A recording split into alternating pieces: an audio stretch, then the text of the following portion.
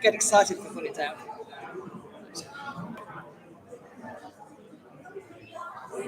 Gimbal, is it a phone gimbal or something like that? Yeah, it's just a phone gimbal.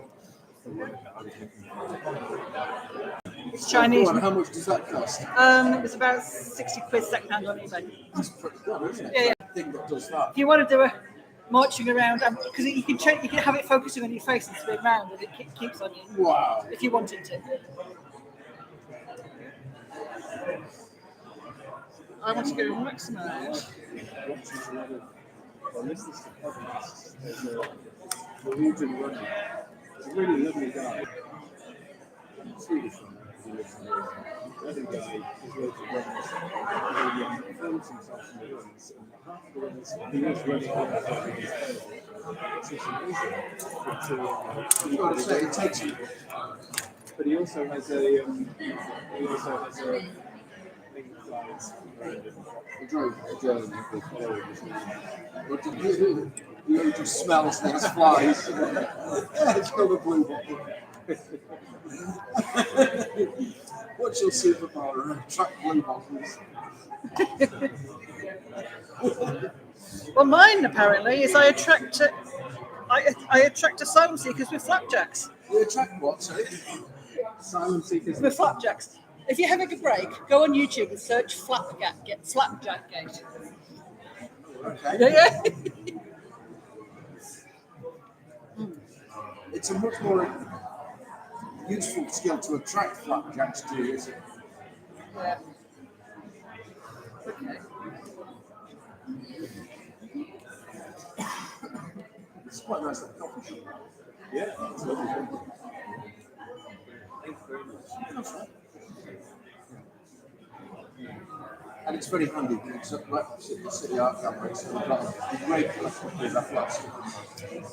All the kind of Joe, not a lot of Joe, sorry, Millet and your House. Absolutely fantastic. I'm afraid it completes.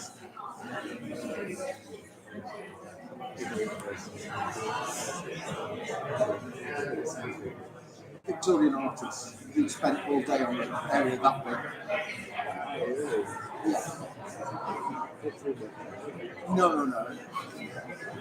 I can show you if you're interested. Yeah, okay.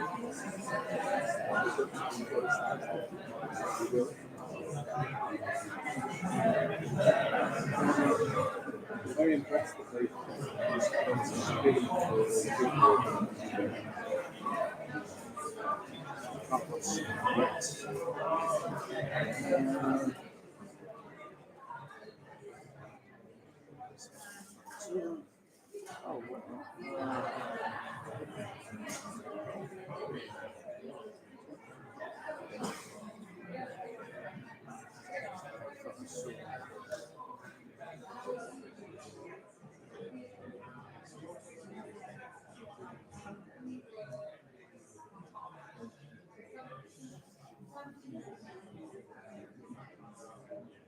I'm going the wrong way around today.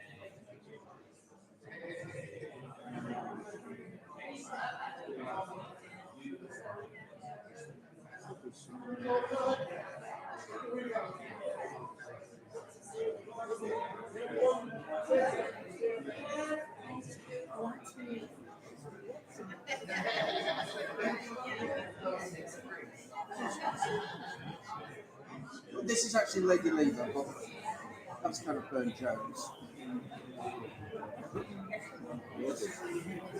This is the Lady Lever. So that's the skateboard. There's a copy of that in the Manchester. And this is Millet. Look at that for silk. It is. I mean, the picture's only like about 8 or something. It's really quite small. But look at that. I mean, like,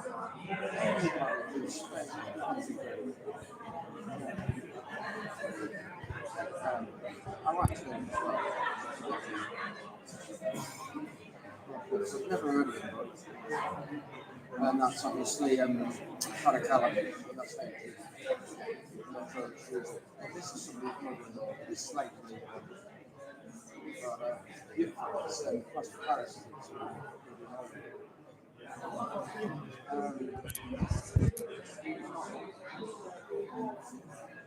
But you've always been into art or since. No, this is. Coffee finally.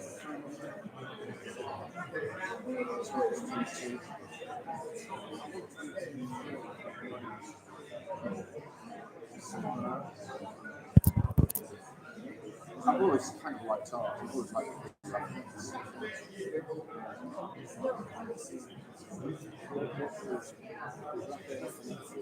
Raphael was another Renaissance artist. And before Raphael, he painted in his style. And they kind of thought they were reverting to that style.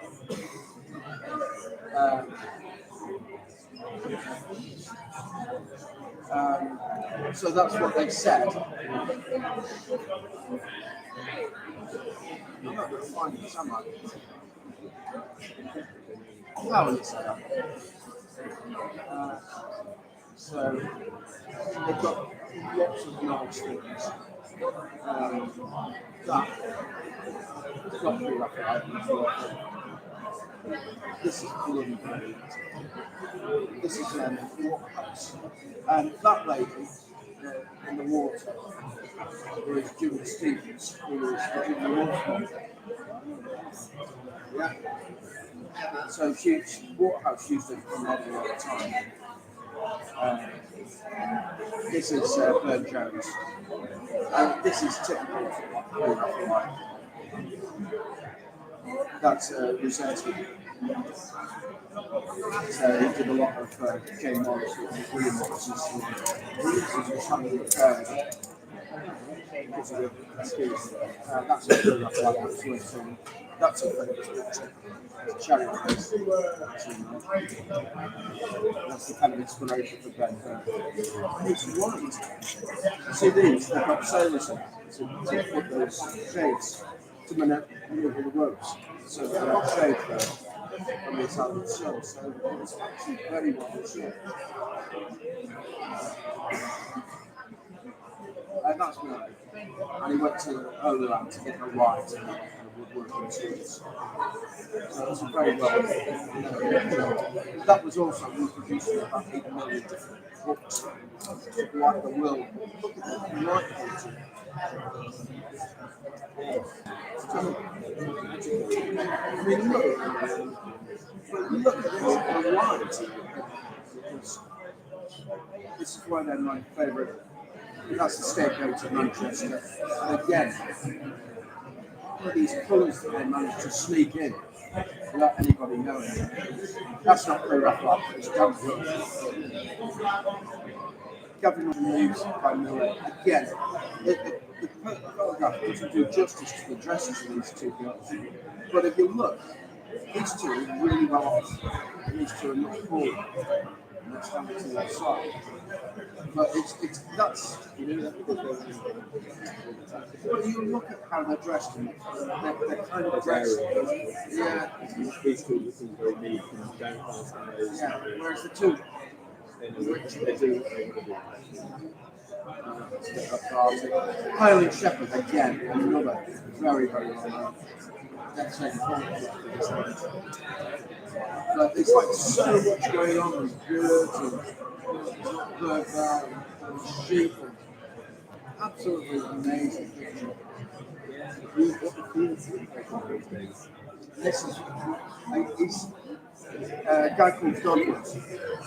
And he's a student of Anna today now. So you look how it's on marble. But this woman, it's more like this should be a Oh, he did, yeah. Did you say like, yeah. He's absolutely astounding. Yeah, you know, that's why I love I went to see that picture. I've got a few like example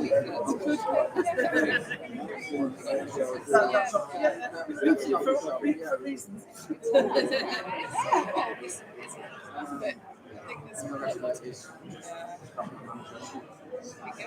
It was on the way to CS Australia.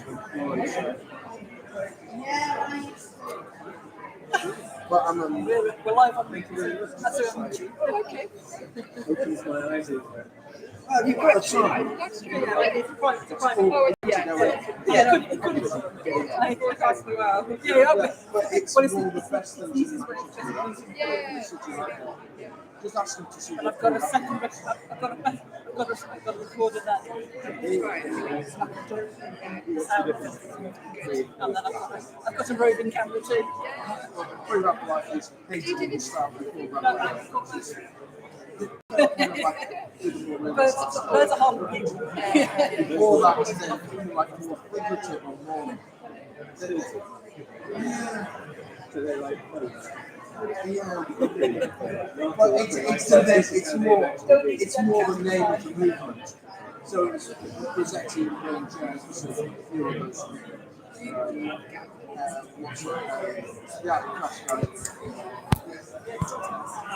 oh my god, my brain's not they did the walk before. yes. Sorry, I'm not good with this. That's perhaps, oh god, Willie Morris. And Rossetti, Millet, Waterhouse is kind of late. So he was around about 2 or 7. But they were kind of like a painted movement. Turned out to not so great. It's not. Yeah. So it's just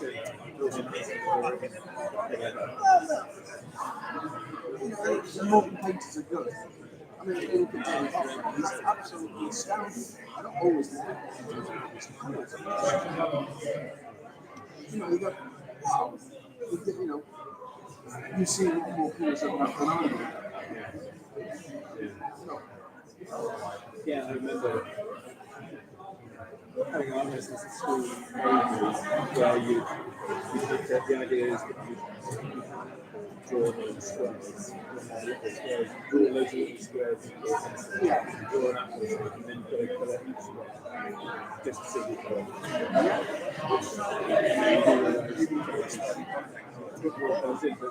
That's nothing compared to when you see a speaker and then they created loads of pictures, made up of pictures and things like that where you just think, okay, that's whitish, it's the white.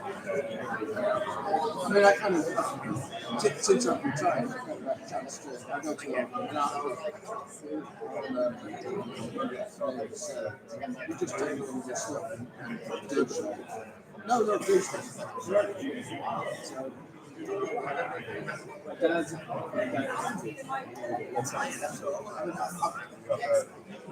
brought them painting today.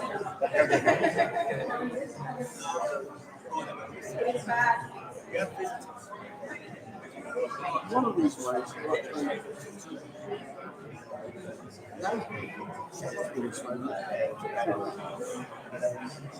so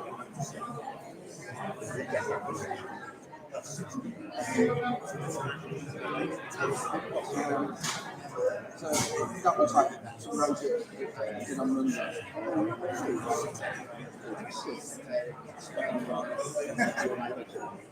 Yeah, I signed it with controversial. So that's NL.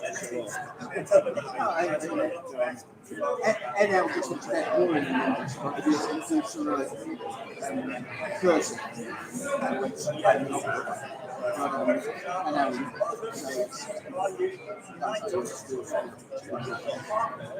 And that's the reason.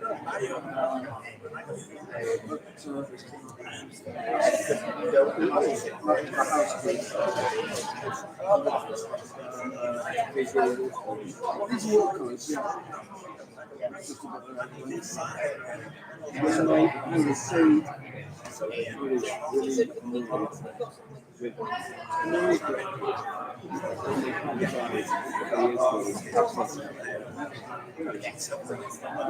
my great he had these lovely pictures that he'd done when he was kids. Because he just bought them yeah, big. And when we were playing around with them, he'd do a drawing made of just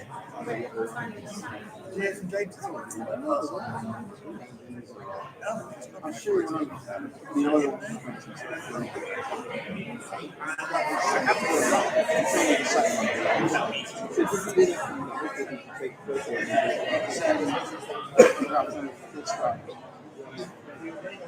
So I was pretty happy. Looked like it. The first one I did was self-control. Best one I got that eye. Oh, the eye just inside. Yeah, I was quite pleased with that.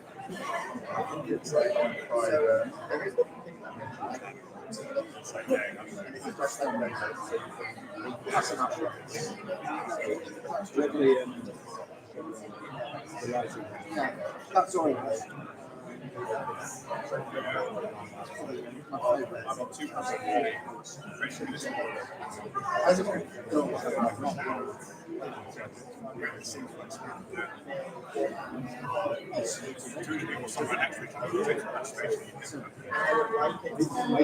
used to listen to school with the yeah.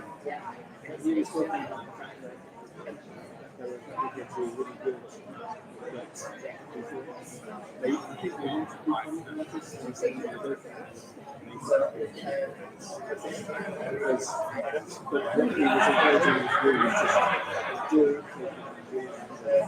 and change it. I've never thought about it. I've read it.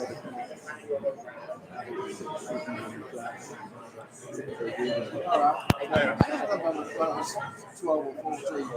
Is that going on live? It's like private. When I started my first real job. Well, nobody can see the moment exactly, but maybe I can change it after. I'm just Suddenly I feel all this. it's alive. You're sitting there, or Live, you sit with the pod people. and I won't have to exactly my recording. This sounds loud. I'm not a fan of mainly because they're kind of like the whole purpose of it is to not resolve whatever is happening and get it to by next month or next week's. Maybe, yeah. So they never resolve stories because it's easy to not resolve it and get it to by next week and find out what happens. Yeah. So the buddy always gets it right. I was talking about when I don't think it's happened. I think we decided it was too What hard. happens is they go in 2 or 3 The only one I've really enjoyed is my daughter the Japanese stuff. That is one They always talk about It's called Death. It's about a schoolboy. It's about a schoolboy who finds a book. And it could be dropped like a shooting gun, it's a death dodge. And in the book, if you write somebody's name Get my last cafe at a to time, and Palestinian. death, and you write. And he's the preacher About 10 in the lot. because his father just placed his bride onto the sport himself. Every time we go out, So he was, and he's trying to. It's like surprise the guy. It's like a Guardians or Lord of the Rings, the Hobbit films. Plato originally wrote the story about it's Guardians, and he's a shepherd that makes it invisible. So that's where I told him.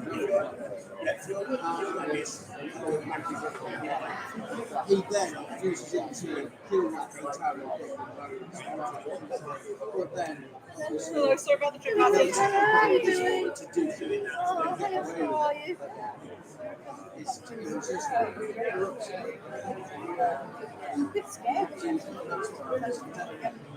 because at first it starts taking out criminal that should have been killed in the justice system.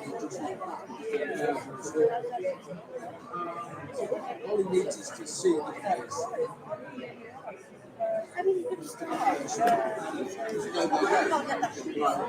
Red rocks in the dark. Yeah, just So you can use it in other ways. You could go, John Smith, we'll talk about 120 years. I'm really going to do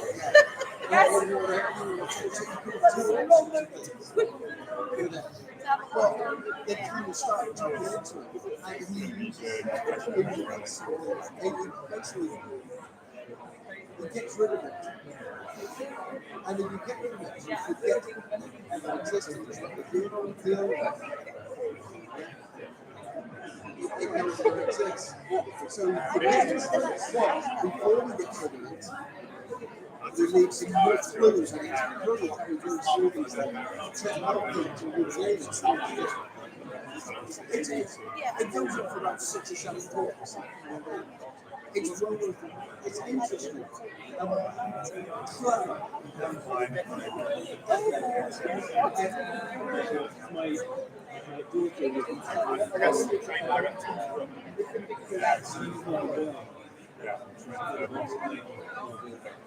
which keeps being able to but it's this thing where you see and they're related weird and wonderful. Also, like it's happy warriors.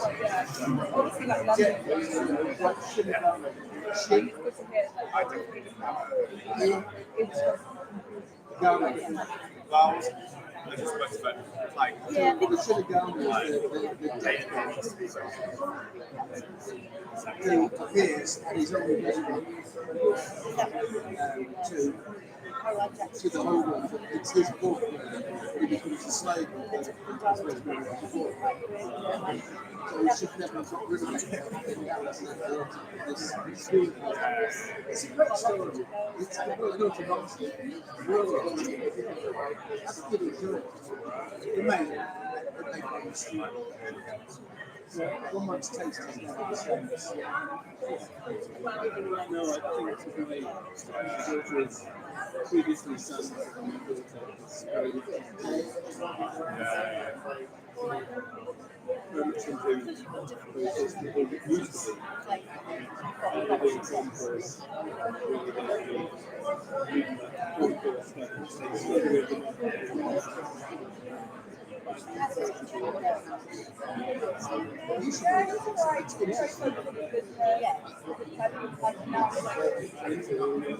Oh yeah.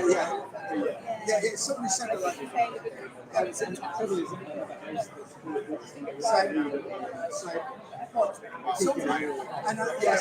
and you get reading.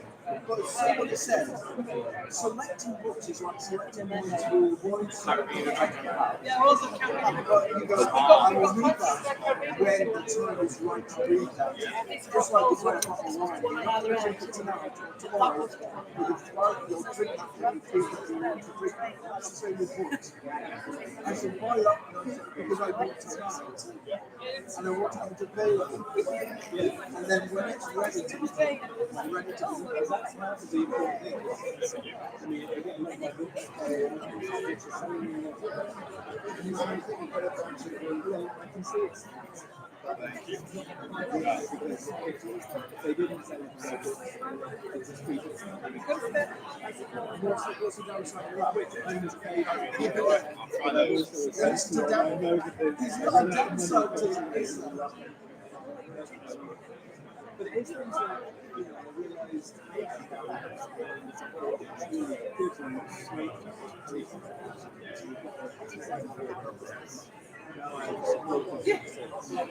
All of so many horrible things, so you should get rid of that.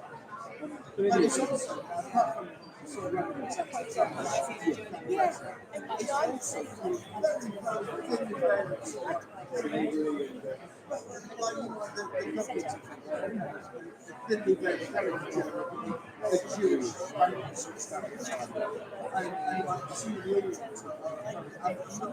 yeah. So, sorry, yes, we completely understand that. But before that, we were just regulating the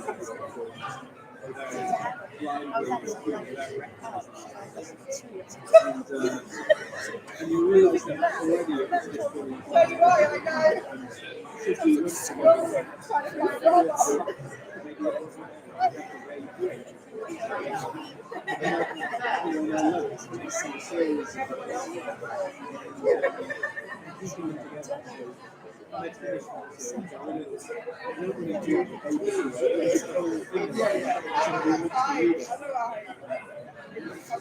It's almost like in the water. I mean, we all said that because our parents' house was so we needed somewhere probably to keep our own kids.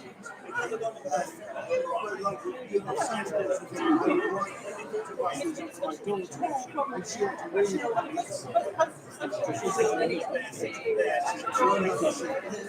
and I tried to do something. This is so good. That's why we miss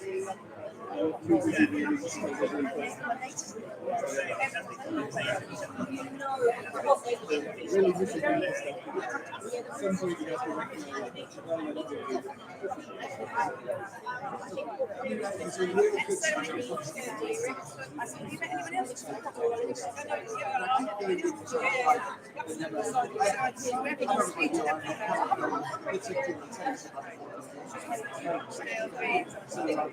But when you've got a house full of different bedrooms, there's no point in when you get anything.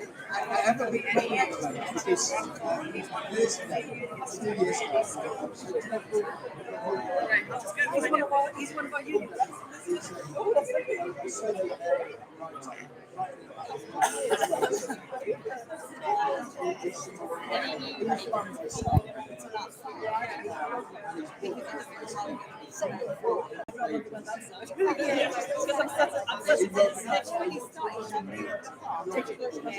Probably apologise, but just like I can't tell that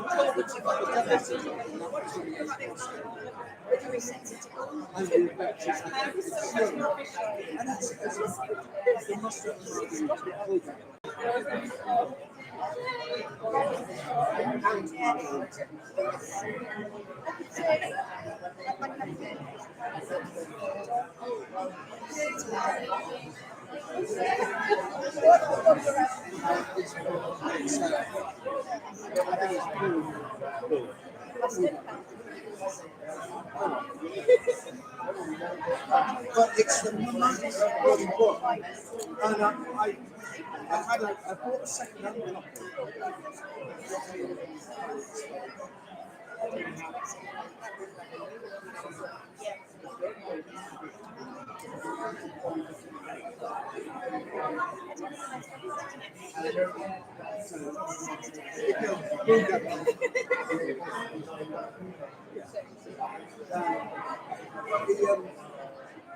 It's the maddest thing ever.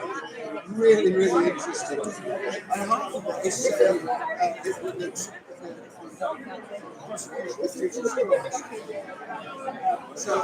is set in first century Palestine, which is set in Moscow. It's as mad as hell.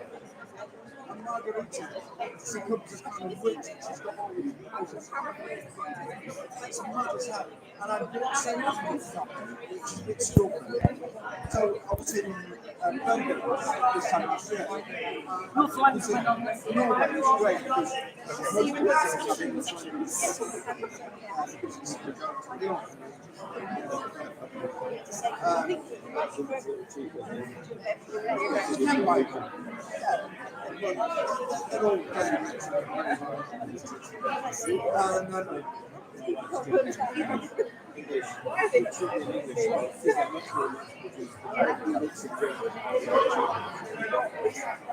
whatever, put it back on to do like the classic, you know, the €1 or €2 classics.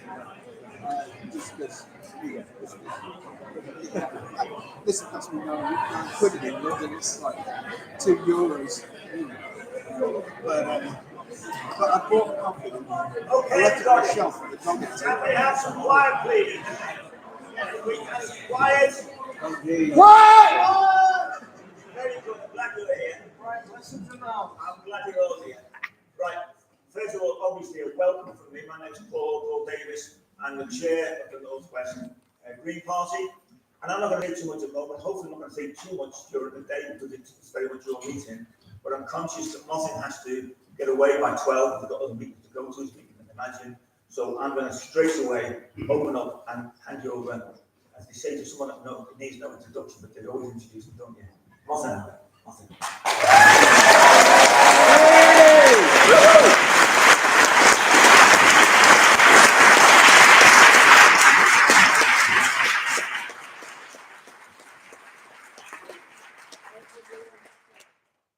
everyone. Can everyone hear me all right? Or do I need to shout a little bit louder? I think I need to borrow your voice. That was absolutely brilliant. I'll come up there if you want. There's a mic on. Your mic's not on either. No, I mean before when you speak. That's all good. Couldn't Very hear good. you. That's a bit better, isn't it? Okay. Oh, so much for professionalism, eh? No, so it's always a pleasure coming over to the wrong side of the Pennines. See, I say that in some places and people look at me like they're about to hang me for saying it. Like, but yeah, no, thank you very much for having me here. And it's always brilliant to see so many green faces. You know, so many, a packed meeting. A few months ago, we would have struggled to get as many members in. Can I just ask everyone who's joined up recently to put your hands up in the last few months? Well, that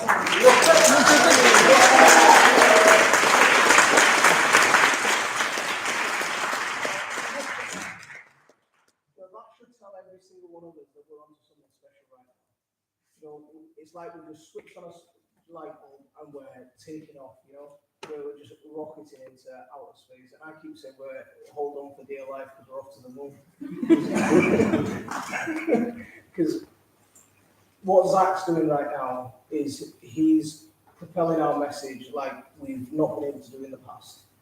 So it leaves every single one of us to pick up. You know, we can't just rely on Zach to be the sole voice. We've got to be doing all the groundwork. We've got to be doing the work where we're propelling the message locally as well. And I keep saying this one thing is nothing beats face-to-face conversations. We can have all the social media, we can have all the mainstream media, but without face-to-face conversations and that human connection that you can get on the doorstep with another person, nothing beats that. So that's where every single one in this room plays their part. You know, the leadership can do what they can do, but there'd be nothing without the members in this room. And that's what, you know, so I think all of you deserve a round of applause.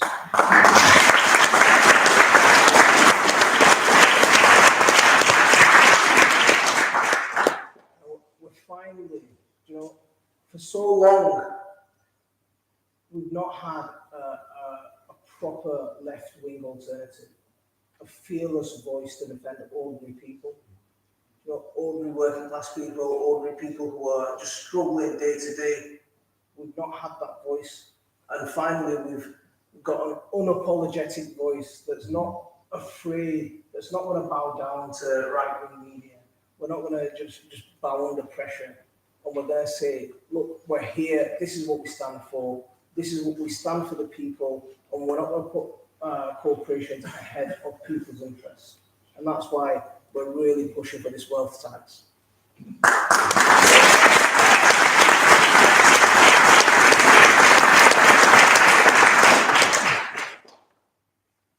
What I really want to do is I want to get you involved in this discussion, rather than me give you a lecture or give you, and disappear.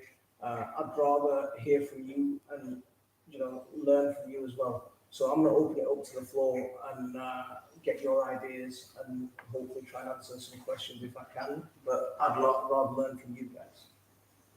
Okay, thank you. Right, we do have some people who've asked the questions online in advance. So we said we'd take them first. Didn't know that was much time. Very good. Open up to the floor. I'm sure people have got lots of questions. So we've got Bernard first. Yeah. Do you want to ask your question? Do we need a mic? They're not doing too bad. Yes, people with disabilities. Someone say depends what you're going to say. Somebody told me your name local party, Bernard, Manchester Green Party. So, Councillor Muffin Ali, Deputy Leader, can you talk about how far along the Green Party nationally are in refining the messaging and tactics that will help us to counter reform?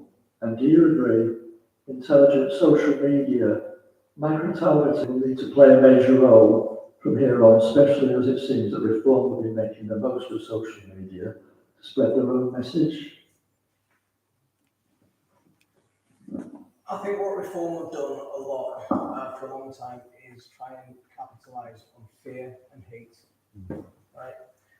And we hear this phrase antidote to reform, but we don't need to be an antidote to reform. We just need to give people a real alternative. You know, we need to give people something that they can believe in, and we need to make, as Zach says, make hope normal again. You know, I'll tell this story quite a bit. I'll tell a newer story rather than the old one that I keep referring to on the doorstep.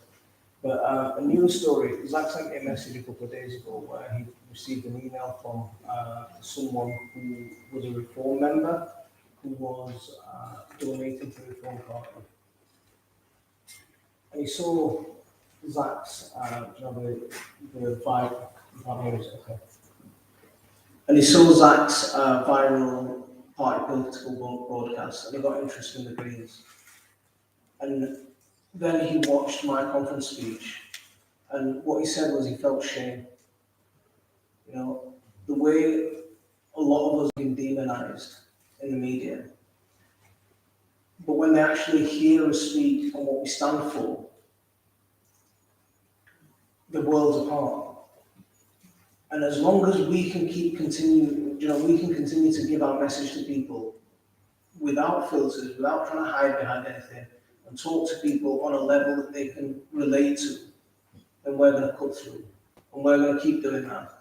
But when you talk about micro strategies, I think local parties are the best place to do that. You know, local parties should make the decision of when they're campaigning, because the National Party is not going to know Manchester better than the people in Manchester.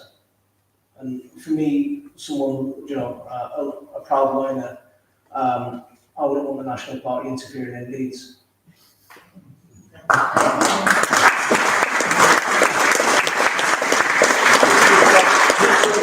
Peter here? No, I'll come back to Peter's question a bit later. Roskamp Aladar. I hope I've pronounced that correctly. Yes, at the back. Hello. Right, so I've never been to one of these things before, so I'll try and make my question as simple as humanly possible. It's two things really. The first thing is, especially with reform becoming so popular, there's a rising amount of ethnic and religious tensions throughout the country. And I think one thing the Green Party is trying to do is try and tackle that by having a human message where people from different communities talk to each other. But I was wondering what the plan was for the Green Party to tackle this sort of message of hatred that we see reform peddling. And the other part of my question was, we've seen Zach Polanski and everyone else in the Green Party talk about wanting to tax the rich and impose a wealth tax, but how would that practically be done? Because I have friends of mine who have worked for multimillionaires, and they've mentioned how their accountants and lawyers just so insanely tell them that they can legally bypass the need to pay tax on their property, etc. So how would you guys practically sort of enforce a wealth tax when that's just so difficult to do? So that's my question. All right, so how do we, so if I understand you right, first question is how do we put through that message of hope when reform wasn't spreading hate? Is that right? Summary of the question? I think we're going to continue doing what we're doing. Did you see Zach's recent video around reading Benjamin Zephaniah's poem of British? if you ever look on one of my Twitter posts, right, whenever I put out a message, right, I put a photograph on Twitter yesterday of some beans that we'd grown in our garden. And the first comment was, depot. And another comment came up, I only eat British veg, like carrots and peas, and broccoli and potatoes. So I'm a gardener, right? I want to take this one. So I teach gardening, I teach horticulture. So the first thing I did was I replied to the messages. Firstly, carrots are from Afghanistan. Peas are from the Middle East. Potatoes are from South America. Tomatoes are from South America. If you want to just eat British, you're going to be eating dandelions and nettles.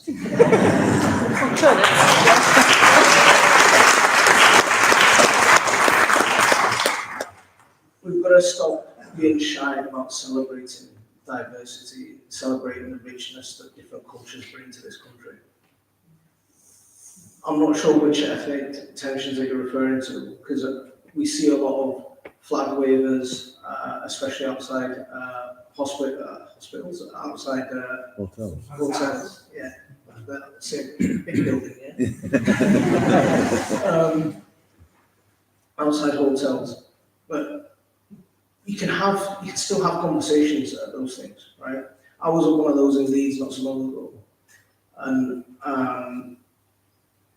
the video went a little bit viral on YouTube. It was a right winger that peddled the same sort of lies, or they're here, they're illegally here, they're taking benefits, they're taking this, they're taking that, why are they coming?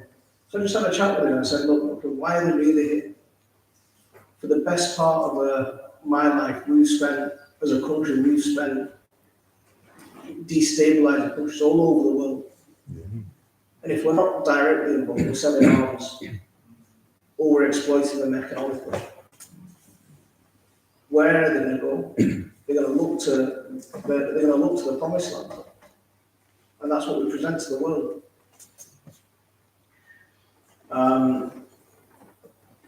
We've got to tell our human stories. You know, my dad came to this country in the 60s, worked in the steel mills, and he worked his way up to become a crane driver. And for a migrant in those days to become a crane driver was a massive achievement.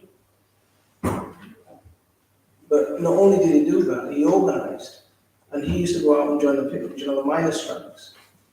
So we had worker solidarity. We need more of that. But it's got to go beyond the old socialist saying of workers of the world unite. It's got to be ordinary people of the world unite, regardless of what your background is. Because we're all struggling. No one's got it easy at the moment. And we've got to make sure that we're taking care of each other. As long as we can unite and we can back each other up, reform has got no chance.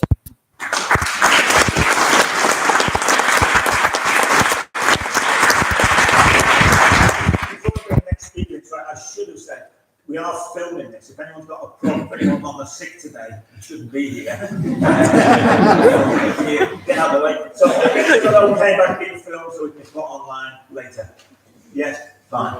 Thank you. No objections. Thank you. And the second part of your question, right? I'm an accountant by profession. There are lots of loopholes, but those loopholes are not difficult to close. Right? The tax system overall the whole system needs overhaul. Things like VAT, which is a regressive tax in my opinion, it penalises disproportionately people on lower incomes because everyone's paying the same flat rate of 20%. VAT is probably the biggest harms to industries like restaurants. Because it causes a massive cash flow problem.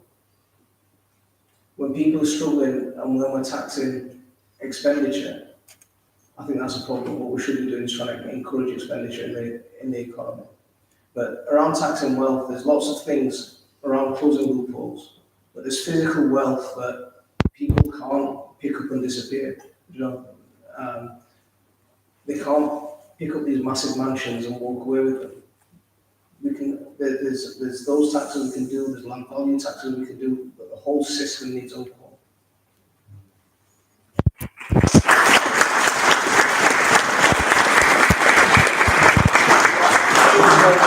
Roy, I think it is. Hazel Roy or Hazel Ray? Hazel? No? Is that Hazel then? Yeah. Okay. Yeah, I'm suppose I'm interested as a very new member in a potential allegiance between yourselves and the emerging Your Party. Just as interested in your views on that. I recognise that name. Did you accommodate me once when I came to Manchester for a conference? Thank you very much. We had some really good chats in the morning over a cup of tea. So first of all, thank you for looking after me.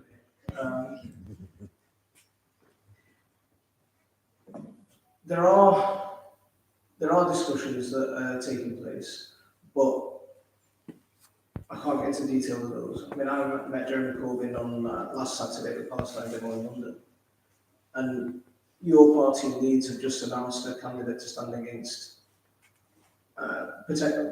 stand against me in my role next year. So while we're looking for alliances, we're looking for ways of working together. They've gone and done that, so that's a bit of a slap in our face. It's disappointing. I mean, those kind of things are disappointing. There's going to be ways, but ultimately we're going to have to be mature. We're going to have to find ways of working together. But we don't know who they are yet. You know, we know Jeremy Corbyn, we know Zara Sultana, we know some of the independent MPs, but we don't know what the manifesto is. We don't know what they're actually going to stand for. And until we get clarity on that, I think we've just got to stay friendly. We're just going to, make local agreements to work together. But without knowing exactly who they are, I don't think we should ever be trying to make formal lines until we've got clarity on that. Yeah.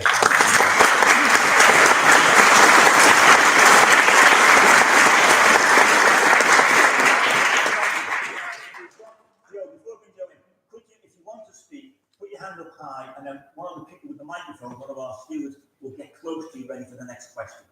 If that makes sense. I often say things and it makes perfect sense to me, but it doesn't. Joe? Thanks very much. Martin, Mazel Tov, congratulations on your fantastic win to become co-leader of the Green Party.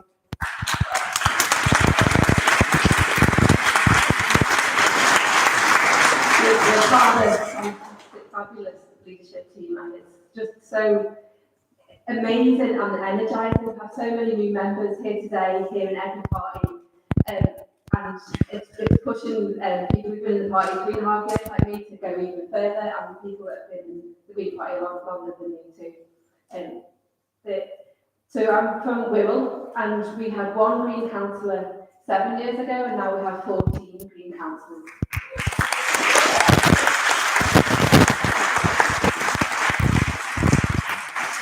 And we ran a good campaign in the last year's general election in Birkenhead. I was the candidate and we came second with 20% of the vote. So we go again next time to win. There are 4 development constituencies in the northwest so far, but I would like to hear more about, because what's the Green Party's plans around support for more local councillors, more MPs and candidates to step forward, because we need a whole lot more than what we've got already. Thank you.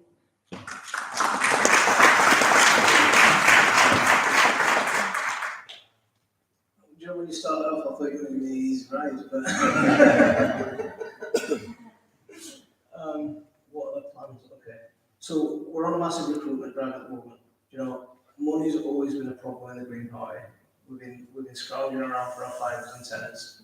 But all of a sudden, thanks to all of these new members, money's not as much of a problem as it was. We still need more to do what we want to achieve. But we're on a recruitment drive at the moment, trying to recruit a lot of staff, a lot of campaign managers across the country. We're making big changes to our infrastructure, so within our IT departments, within our press teams. So there's lots of essential recruitments being taken place that we've not, that's just going to set us up. It's going to future-proof this party, and it's amazing to be part of that. On a more local level around getting more support to your region, I think now's the time to make requests. Now's the time to get your wish list in. What do you need? You need to tell us, and we need to feed that back and make sure you get the support that you need. To be honest with you, a lot of the work is still going on around what election strategy and stuff. But feed in, really get involved and feed into those discussions, and don't just let it be dictated from the top. You have to feed back, because you're the ones who know the party, the awards the best, the constituencies the best. Feedback. Thank you.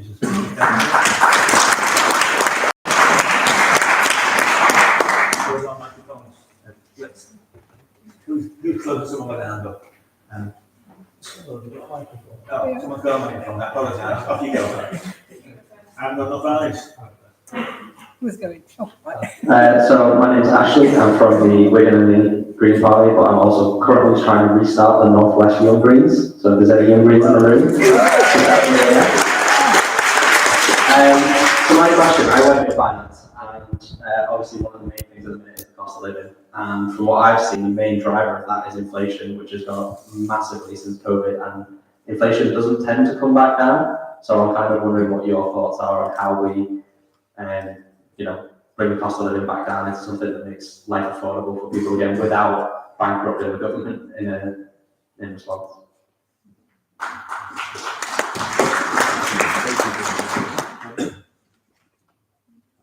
This is where I must say something quite radical. We need wealth distribution. We need a fairer, more equal society.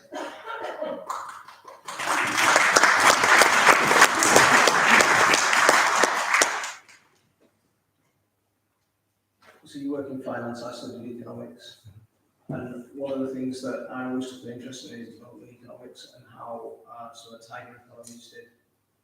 So tiger economy is referring to Thailand, Vietnam, South Korea, those kind of places. And before they kicked off their economic boom, one of the things they did was they did a massive state structures wealth redistribution. So a lot of wealth was taken out of private hands and put back into public. We need really good infrastructure around transport. I'll be honest, I never really used the trains until recently. I always stayed in my little world of Leeds. Now I'm travelling up and down to London quite regularly, and it's like, if I can get a ticket in advance, I can get a ticket for 100 quid. I've spent 200 quid on a ticket before, and that's just not how it's supposed to be. We shouldn't be having to take out a mortgage just to get to the capital city. Bringing that down, we've got. I teach permaculture as well, by the way. Permaculture looks at systems design. How can we implement systems that not only tackle the problem direct, but tackle a serious problem at the same time? Cost of living driven by utility bills, right? So how can we tackle that and not impact the environment? Because solar farms take up lots of green space that could be used for other things. We've got a problem with lots of roof space around the country that's just been left to waste. So why are private companies using precious farmland, using precious green space to put solar panels on, which they then sell back to us?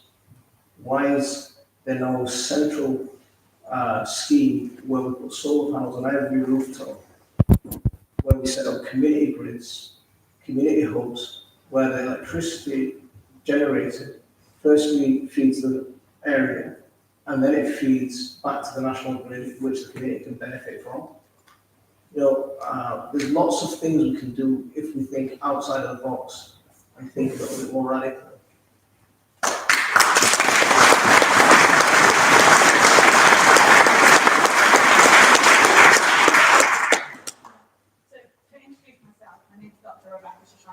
I'm a medical doctor, but I'm also Jewish, and I've got middle people's name, and obviously the message of part is sending this name. Can you speak into the mic, please? Yeah. Really close to your mouth. Hold it as close as you would hold an ice cream. Thank you. I work here, and that's the technique for all the mics, please. Hold it like you're going to lick it. Don't lick it. Yeah. So, I'll start again. My name is Dr. Rebecca Shoshana Parry. I'm a doctor by profession, and I joined the Green Party very recently. I never used to care about the environment until I nearly died this year when I cardiac arrest from having heat stroke in the UK. I was then treated by a medical doctor, a professional, who had never heard of heat stroke. I'm now on sick leave, and I have been for the last 6 months.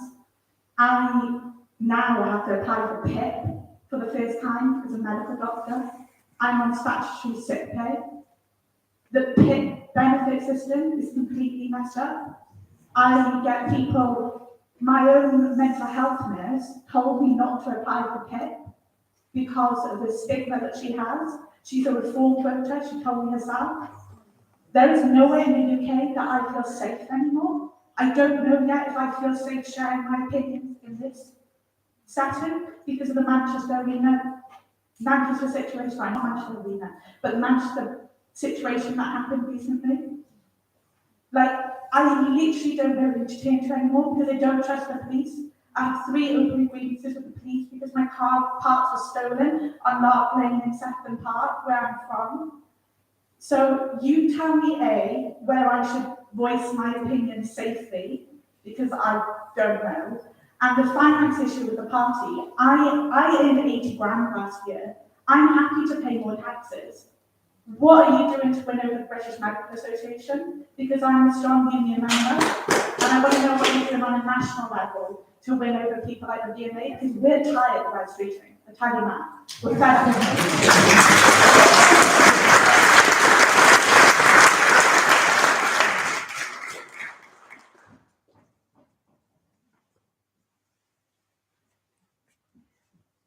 That's quite a lot of personal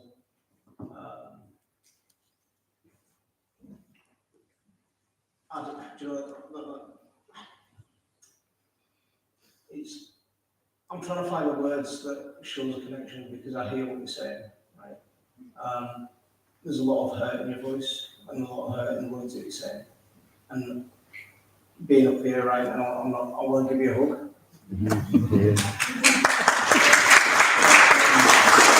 And you might have to get in line. But what happened in Manchester, absolutely horrible. Right?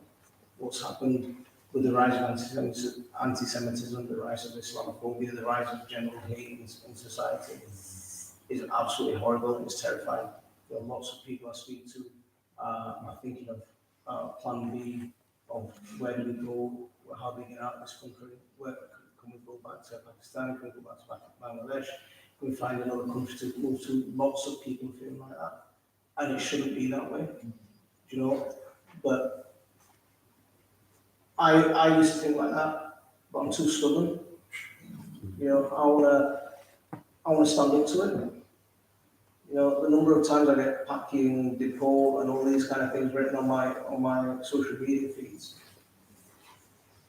I'm not ready to give in yet. Yeah. If you're telling me you're not feeling safe to express your opinions within your local party, you totally should be. And if you're not, then that's a problem. And we've got to find a way to resolve that.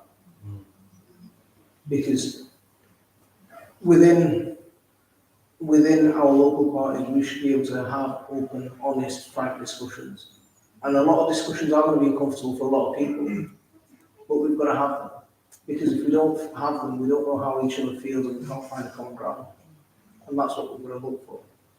Around the BMA question, I'd love to talk more. I don't know what's being done, so I can't answer that properly. But I'd love to talk more.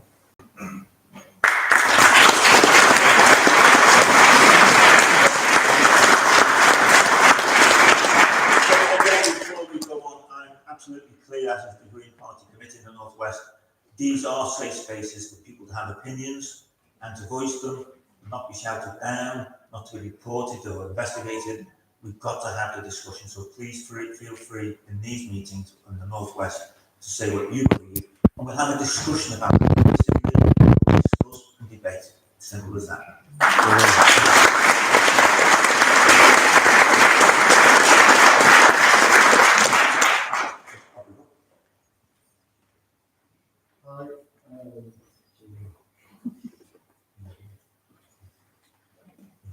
Hi, my name is Kieran Murphy. I'm councillor for Bournemouth alongside Joe since 2023. Recently elected to the role of equality officer for North West. And my background is in disability activism and disability campaigning. And I'm basically wondering what the party would do to close the chasm. It's not a gap, it's a chasm in funding for social care and for local government in general.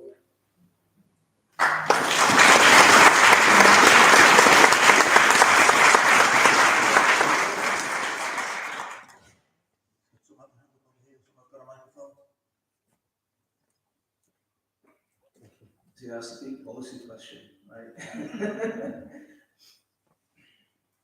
Now, we're committed to a fully funded social system. We're in one of the richest countries in the world. We shouldn't have to be making choices around where the money's getting spent. You know, there's money around, and I keep saying this, when they tell us that there's no money, that it means that there's no money for you.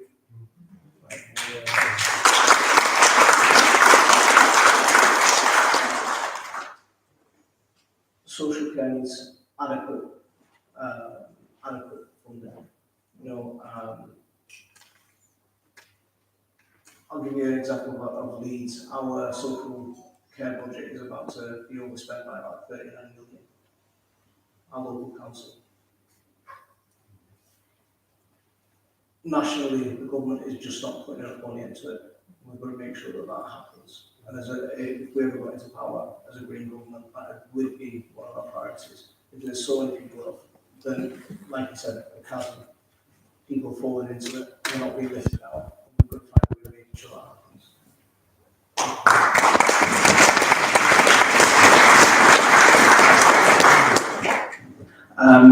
Hi, my name is Oliver. Firstly, I just want to big up my own branch, because it's more of a comment rather than a question, about all the work that they've been doing in terms of counter protests outside hotels. Been there for every week for about 6, 7, 8 weeks now, and we're in a position now where they outnumber the protesters who are protesting.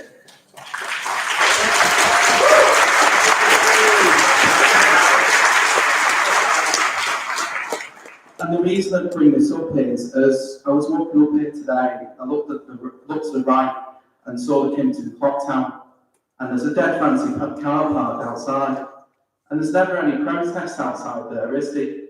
There's never any protests outside like the Ritz-Carlton or places like that, and it made me think that the people who go to these hotels and take these presidential suites, they don't see these protests, they don't see the conditions of the hotels that asylum seekers and refugees are in.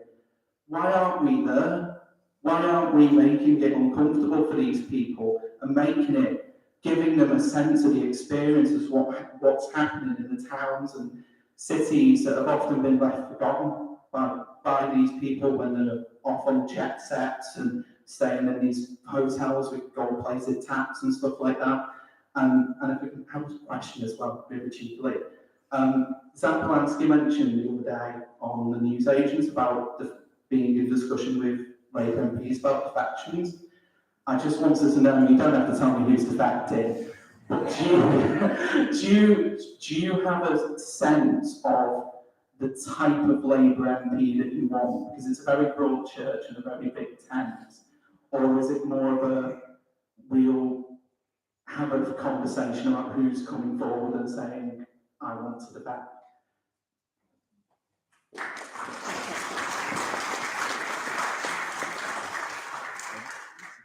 Everyone's trying to get all the secrets out of here. And the problem is I answer questions, I'm not a very good politician. Did anyone see my conference speech? Yes. Sorry, I'm going to go off tangent a little bit. Where I mentioned that I'm not a very good, my son asked me if I'm a good politician, I said probably not.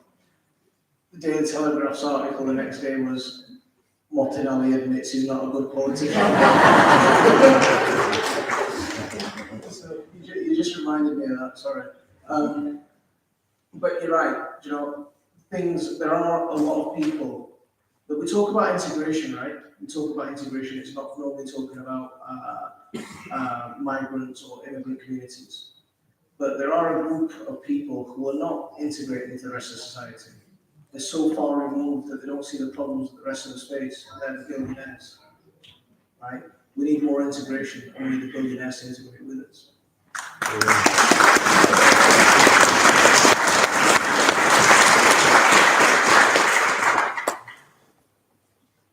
And around defection, my lips are sealed. But we want people who agree with our values, you know, who agree with climate justice, social justice, economic justice, racial justice. Yeah, we need to have people who are going to stand with us and hold true to what we believe in and make sure that a society is equal and works for us all.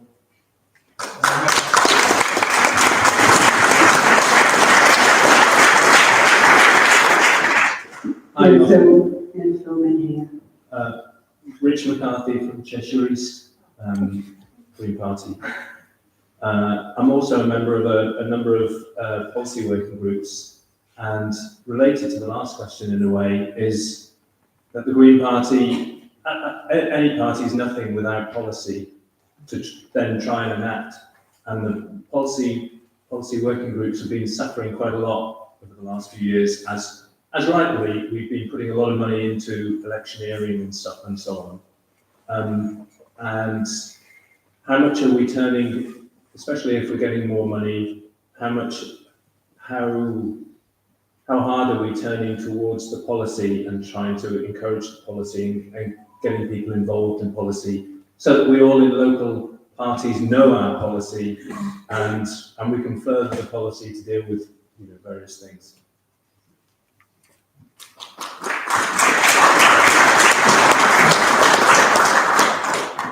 See, the work our volunteers do to develop policy is absolutely phenomenal.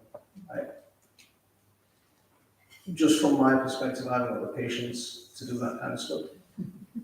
But I recognise the importance. I can't sit down and I'm too fidgety for that. But I'm glad that there are people with their heads screwed on that are actually working through this and taking on a mammoth task for everyone else. Because without policy, what do we actually stand for? So first of all, thank you for that. Within the party, again, I mentioned staff recruitment. We've recruited, I can't remember her job title, but she's going to be working with the policy development committees and the leadership team a lot more closely around policy. So there is staff investment coming, so there is support on its way. Yeah. Okay. Is that all right?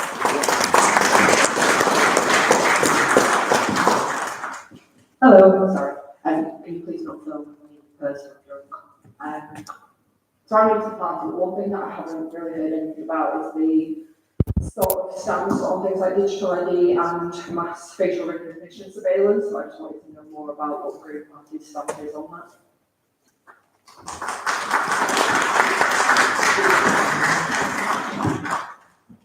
So quite as soon as the digital ID thing was announced, quite a few of us, myself, I think Zach did it as well, we came out strongly opposed to the government's plans for digital ID, because whenever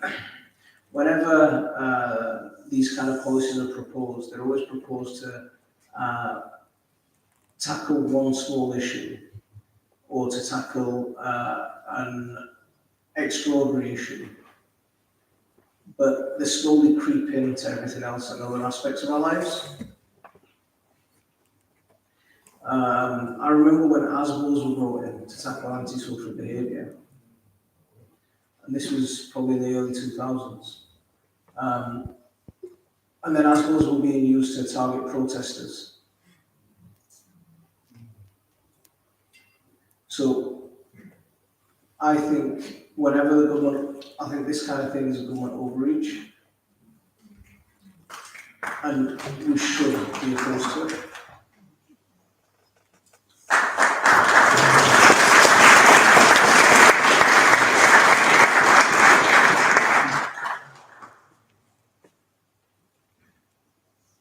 Who's got the mic next?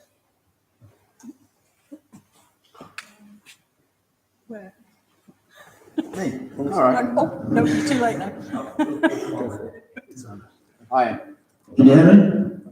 Oh, not yet. Yeah, go on. Yes, okay. Two things. I'm Neil from Cheshire West and Cheshire Greens. The lady who's a doctor on the upper floors, she said something about PIPs, these kind of personal, whatever it is, plans. It seems that the government is just spending money on kind of performative cruelty, where we just spend money on civil servants and all this kind of assessment. The money would actually be better, be much more efficient, if we said all that money we spend on civil servants and assessing people and making decisions, we just give everybody a flat rate or whatever we decide, because that way you'd save a lot of stress, a lot of heartache, and everybody would actually get some money instead of having to kind of fill in forms and do paperwork. All we're doing is employing an army of civil servants to do nothing else apart from give kind of legitimacy to a decision to not pay people. So that was my first issue, and it's probably not something you can answer apart from agreeing with me or disagreeing. The real question I wanted to ask you is, at the moment we seem to have a problem with not enough houses because the Thatcher sell for council houses and we've not built any more. And the council houses, when they've been sold, very often end up in the hands of these big multinational corporations who extract as much money. Would it be worthwhile having a policy to say you can only ever have 2 houses at the most in your possession? So if you have more than 2 houses, we'll tax the hell out of you. I know in some places like South Wales, I think they've got a policy which says holiday homes are taxed higher. Well, what do we do about people having more houses than they can possibly live in?